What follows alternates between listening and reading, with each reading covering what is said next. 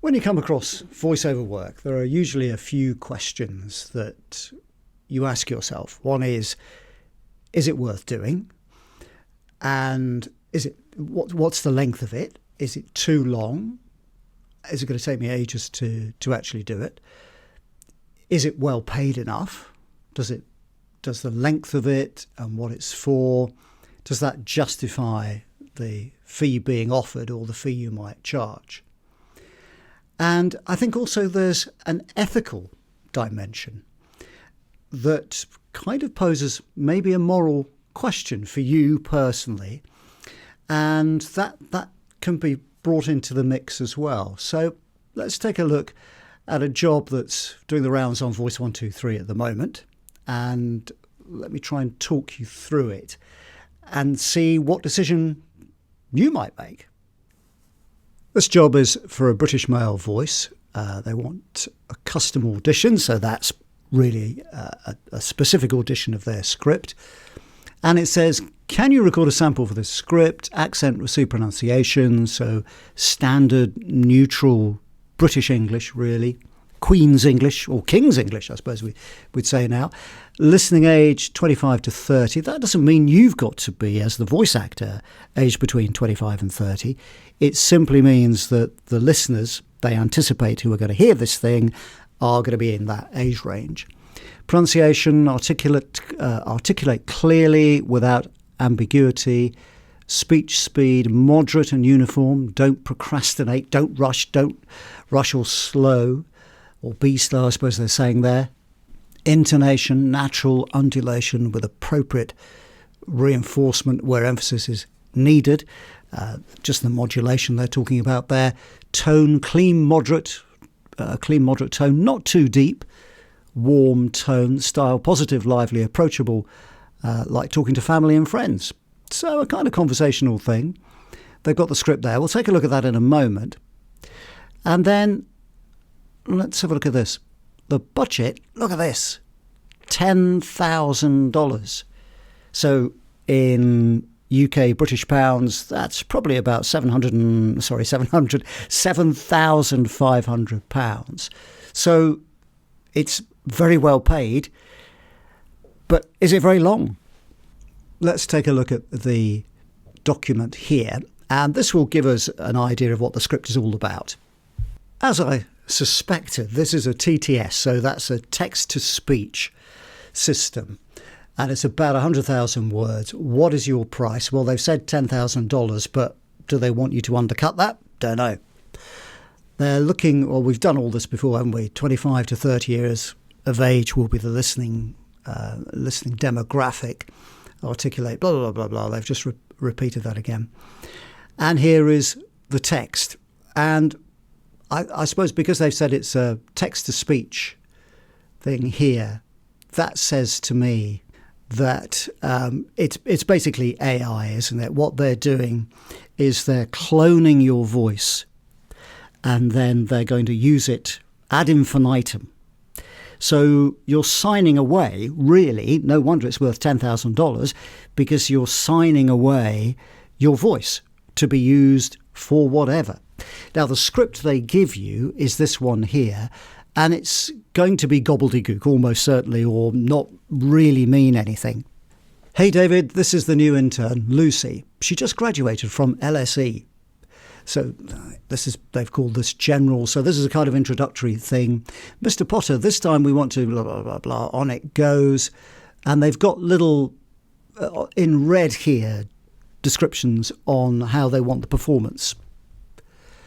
And it goes from customer service, look down here, reporting casual news on TV and radio. Some emotion there, please express the emotion. This one's very general, almost your vanilla bit, very standard, straightforward, matter-of-fact, conversational tone of English. But of course that says, and you can tell just by the fact that it's meaningless. Now navigate to Stamford Bridge Stadium with Google Maps. Mr. White, this is number 25 speaking. What can I do for you? I mean, it means absolutely nothing. Belfast's water quality has improved from grade 5. There are 102 minor events in the 23rd Olympic Winter Games, and so on. These are kind of just phrases they're throwing at you that they want you to read, and you'll read thousands of these phrases because it's 100,000 words, and that's a lot of words. Now, you might be thinking, well, of course it's worth doing. It's going to be $10,000, £7,500. Who's going to turn that down? Well, it's 100,000 words, so that's about 10 hours of recording. That's completed recording, and you're not going to get it right first time. It's going to mean you recording, editing, playing it back.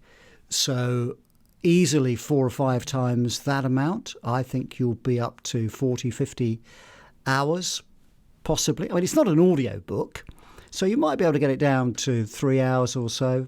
But I think it's going to be a long, long time. So 3 hours per finished hour I'm talking about. So you're talking in actual real terms about, I think, 30, 40 hours minimum. And that's going to be a week's worth of work. I mean, easily a week's worth of work. You'd have to block out that week. And it would mean just you sitting in front of the microphone reading these nonsensical sentences in various ways, applying different tones of voice.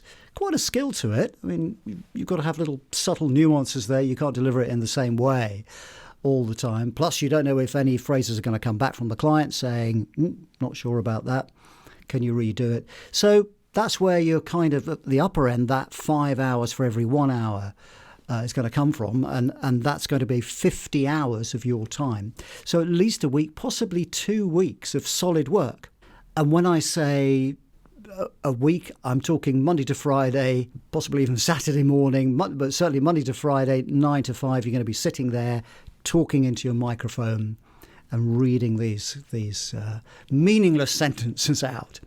But you might think, well, it doesn't matter because I'm going to get $10,000 at the end of it. And of course, that's a lot of money. So the ethical dimension is, though, right, they are going to take my voice and they are going to use it for anything and everything, forever.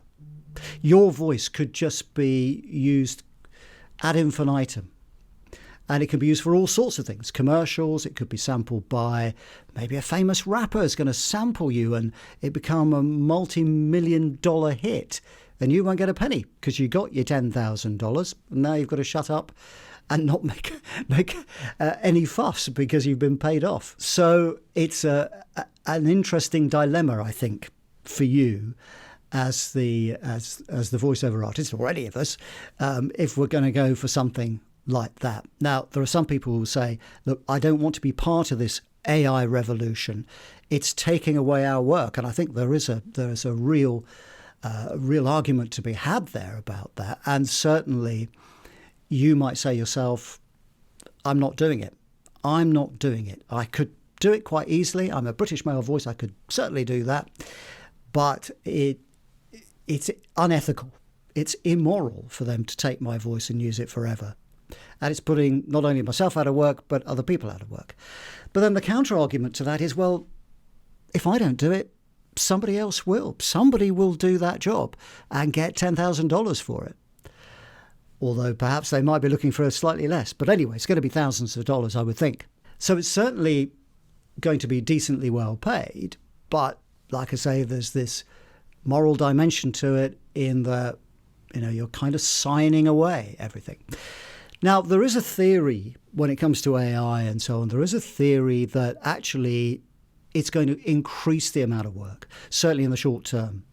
And that means lots more jobs like that. Very long jobs, you reading lots of nonsensical phrases out in various ways and being paid, hopefully, handsomely for it.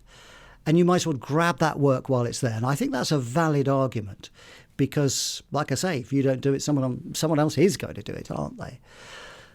But I think you've got to have that conversation with yourself and just say, am I going for it?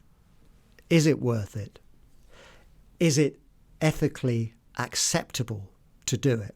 It's a decision and you've got to make. And I don't think there's any clear-cut answer there.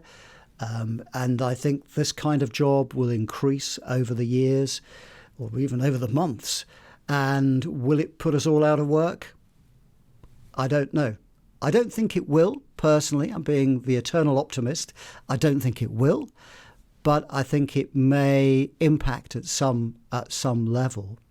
But then it could stimulate lots of work as well. Anyway, the choice is yours, as they say. Do let me know your thoughts in the comments below. Thank you very much for watching today. Look after your voice and see you next time.